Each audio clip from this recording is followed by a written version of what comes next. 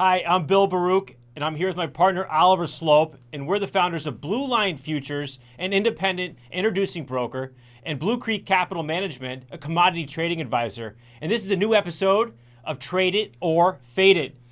Hey, what's on your radar today?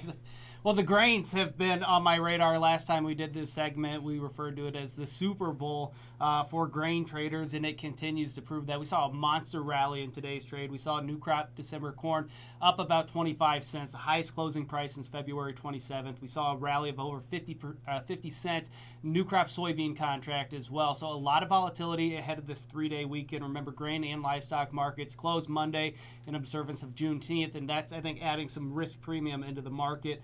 Where weather is such a big player right now. Oh yeah, it's a weather market right now, and you're getting a lot of volatility across the board. I mean, today the dollar moved, and we've seen currencies, all the CME currencies. Look at the euro, other than the yen, still the Bank of Japan tonight, but the euro, the Aussie, the Canadian dollar, they're all trading higher. In that USD CNH, which is symbol CNH, is the Chinese yuan, is trading lower. That means the dollar's weakening, and it's actually an outside bearish day in that, big time. So currencies, when the dollar weakens, it supports commodities. Right. So I think that's a really interesting thing to know here when you're talking about grains, or you're talking about energies, or you're talking about the metals. Even a lot of the softs today. It was almost like a buy everything type of day. Yeah. Everything is just moving, and that comes from that U.S. dollar weakening. Again, you can see that across the board in all the CME currencies today. And this really, I think it sets up a commodity trade in energy. I mean, we had a big move lower in crude oil earlier this week, and we rejected that, and now we're setting up to close. We closed this session above $70 in crude oil, August crude, and we're setting up for a strong close in the week. I think the interesting thing too is it rejected a very bearish EIA report. It was a wonky report. Over 7 million barrels of crude built.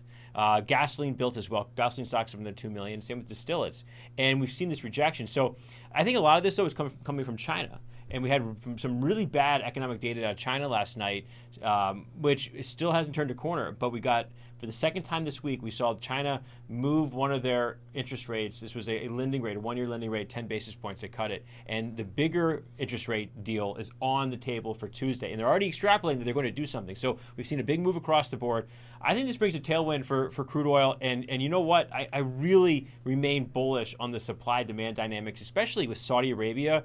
Saudi Arabia later this year in July is going to pull off another 1 million barrels per day. And from the OPEC monthly report earlier this week, we saw 464,000 barrels per day cut, or at least an output production loss in May.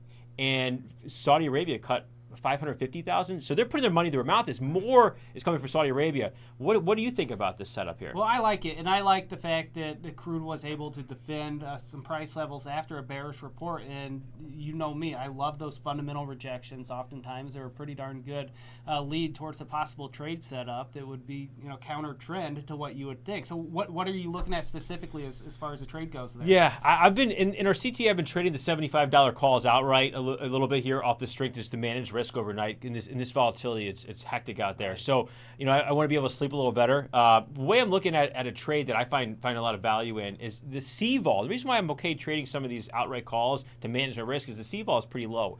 And again, that can be found on the CME's website. If you just Google search CME C-vol, and it's for crude oil, it's trading at 35. It was at 45 just a couple weeks ago. It was at 55.60 in March. So we're really at the lowest level we've been since before the onset of the Russian war. So I think options are if you're looking to manage risk and play the options market, you want to make sure you give yourself some time, not trading such short-term ones, but you could feel good and manage your risk with that. I'm looking, and I see value in a $75, $79 call spread for September. So this gives you quite a bit of time. That's not going to expire until well into August.